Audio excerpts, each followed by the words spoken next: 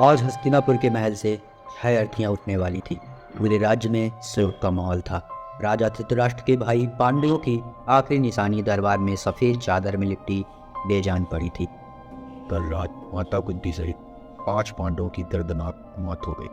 हस्तिनापुर की सभा में इस संदेश के साथ 6 शव पहुंचे। इन शवों की हालत देखकर दरबार में हर किसी की रूह कांप गई थी। यह शरीर इतने ज़्यादा जल चुके थे कि अब हड्डियां भी बाहर दिखने लगी थी। ऐसा लग रहा था मानो किसी ने पूरे शरीर को रस्सी से कसकर जान का एक एक कतरा भी निकाल लिया है। उन सबों को अंतिम संस्कार के लिए ले जाया गया। दुर्योधन सहित सभी कौरवों के आंखों में आंसू थे। पूरे सम्मान के साथ माता कुंती सहित 5 पांडवों को इस संसार से विदा किया गया था। लेकिन दुर्योधन तो हमेशा पांडवों को अपने रास्ते से हटाना चाहता था। आखिर वह क्यों इतना दुखी था? अगर पांडवों की मृत्यु हो चुकी थी तो महाभारत का युद्ध कैसे लड़ा गया? क्या यह सिर्फ एक कथा है या इसका कोई सच से वास्ता भी है? महाभारत में छिपे हैं कई अनसुने रहस्य।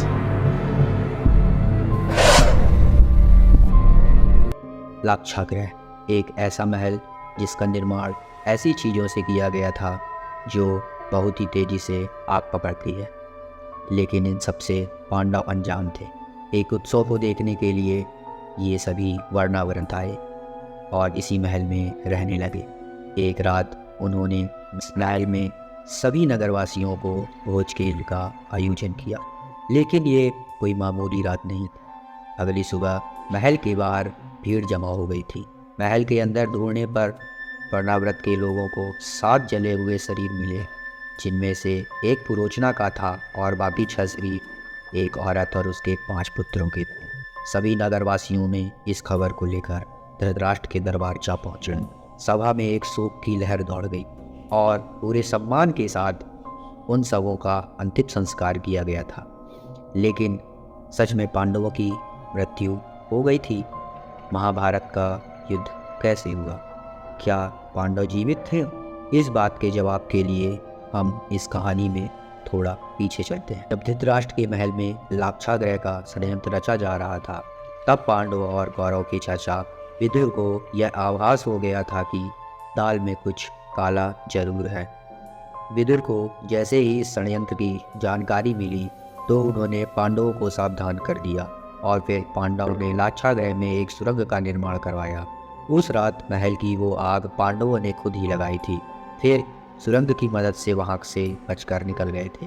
पर अब सवाल यह है कि अगर पांडव सुरक्षित थे तो वह शरीर किसका था? वह 6 शरीर जिनका अंतिम संस्कार किया गया था, वह किसके थे?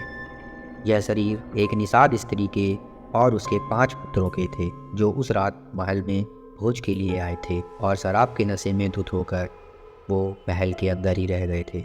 अनजाने में यह सब आग की चपेट में आ गए और यह शरीर वर्णाव्रत के लोगों को मिले, जिन्हें पांडव समझकर उनका अंतिम संस्कार कर दिया गया। ऐसे ही हजारों कहानियों से मिलकर बना है महाभारत। यह दुनिया का सबसे लंबा महाकाव्य है, जो अंदर ही अंदर अपनी कई रहस्यमयी कहानियों को समेटे हुए। लेकिन क्या यह सिर्फ एक कथा है?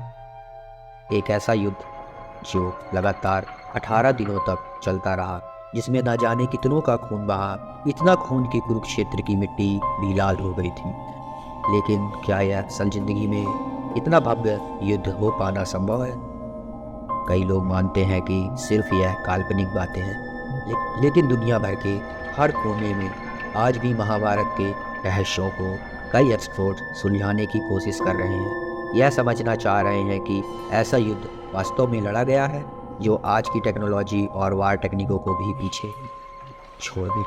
कई रिसर्च हुई और फिर सामने आया कि कुछ सबूत ये बताते हैं कि महाभारत सिर्फ एक कहानी नहीं, बल्कि हमारे इतिहास और संस्कृति का एक अटूट हिस्सा है। महाभारत की एग्जैक्ट डेट भी बताई गई है, जब श्री कृष्ण की मृत्यु हुई और कलयुग का आरंभ हुआ।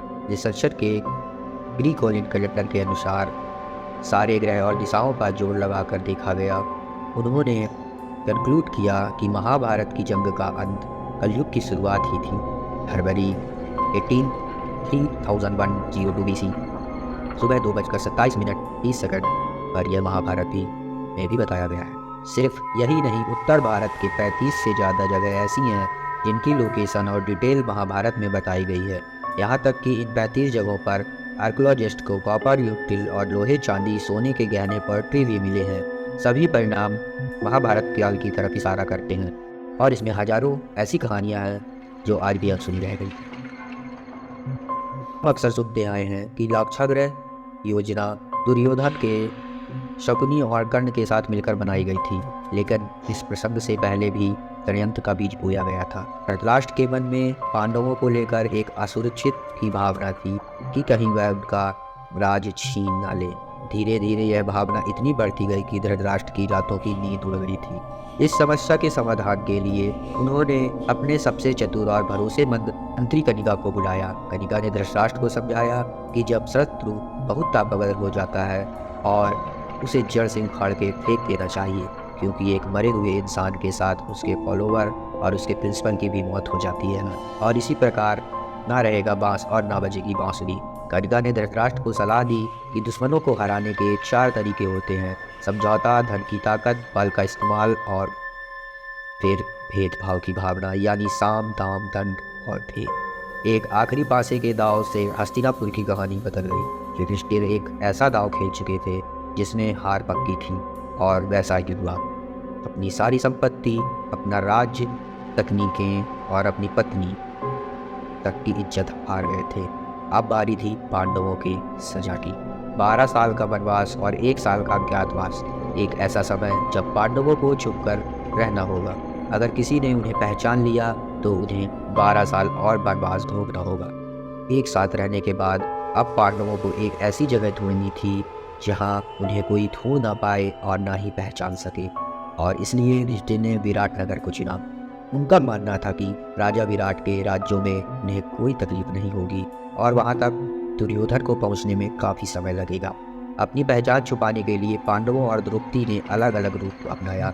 युधिष्ठिर ने कंकड़ नाम का एक ब्राह्मण का रूप अपनाया जो आगे चलकर राजा विराट के सलाहकार मंत्री बने। भीम ने शाही रसोइया बल्लभ महाराज का रूप अपनाया। इसी तरह नकुल ने एक सारथी ग्रांथिक के रूप में अपनाया। सहदेव बड़े टांटिपाल का नाम के गढ़िया का, और द्रौपदी ने स्नेहरी नाम की दासी का रूप अपनाया। लेकिन अर्जुन का रूप सबसे अलग था। दरअसल एक बार अर्जुन ने पुरुष की नाम की एक अप्सरा का अपमान कर दिया था, जिस वजह से उर्वशी ने अर्जुन को श्राप दिया कि अर्जुन अपनी मर्दानगी खो देंगे और नपुंसक बन जाएंगे। इस पर अर्जुन परेशान हो गए। उन्होंने उर्वशी से क्षमा मांगी और यह श्राप वापस लेने की प्रार्थना करने लगे। उर्वशी ने उनकी प्रार्थना स्वीकार कर ली, पर वह अपना श्राप वापस नहीं ले सकती थी। इसलिए उन्होंने कहा कि यह श्राप सिर्फ 1 साल के लिए सच होगा और अर्जुन खुद ही चिन्ह पाएंगे कि श्राप कब शुरू हो। इसलिए अज्ञातवश में अपना रूप बदलने की बारी आ गई। तब अर्जुन ने प्रेरणा नाम का एक नपुंसक नृत्य गुरु का रूप धारण कर लिया और राजा विराट की पुत्री उत्तरा को नृत्य सिखाने लगे। पांडवों के लिए सबसे बड़ी चुनौती थी कि वह अपनी पहचान छुपा कर रह रहे थे। इनमें से सबसे ज़्यादा खतरा द्रौपदी को था। द्रौपदी अपना रूप बदलने के बाद भी इतनी सुंदर थी कि कोई भी उससे आकर्षित हो सकता था, और यही हुआ। पांडवों के अज्ञातवास के 10 महीने बीत जाने पर विराट नगरी में रानी सुदेशना के भाई कीचक ने प्रवेश किया और उसकी नज़र द्रौपदी पर पड़ी। कीचक ने रानी सुदेशना से कहा कि वह द्रौपदी यानी स्नेहद्री को उसके पास भेजें। जब द्रौपदी वहां पहुंची तब कीचक ने उसे जबरदस्ती पकड़ लिया और उसे खींचकर अपने कमरे में ले जाने लगा। द्रौपदी उसकी पकड़ से मुक्त होकर वहां से भाग निकली चली तो वह बहुत ही क्रोधित हो गया और उन्होंने द्रौपदी से कहा कि वह कीचक को किसी सुनसान जगह पर मिलने के लिए बुलाए। यह खबर मिलते ही कीचक खुशी खुशी वहां पहुंच गया, लेकिन वहां भीम ने उसे दबोच लिया और उसका वध कर दिया। जब दुर्योधन तक कीचक की मृत्यु की खबर पहुंची तो वह समझ गया कि हो ना हो पांडव विराट नगरी में है, क्योंकि दुर्योधन जानता था कीचक कितना बलशाली है और उसका वध करना बहुत ही मुश्किल है। यह सोचकर दुर्योधन ने अपनी सेना लेकर विराट नगर पर हमला कर दिया और राजा विराट को बंदी बना लिया।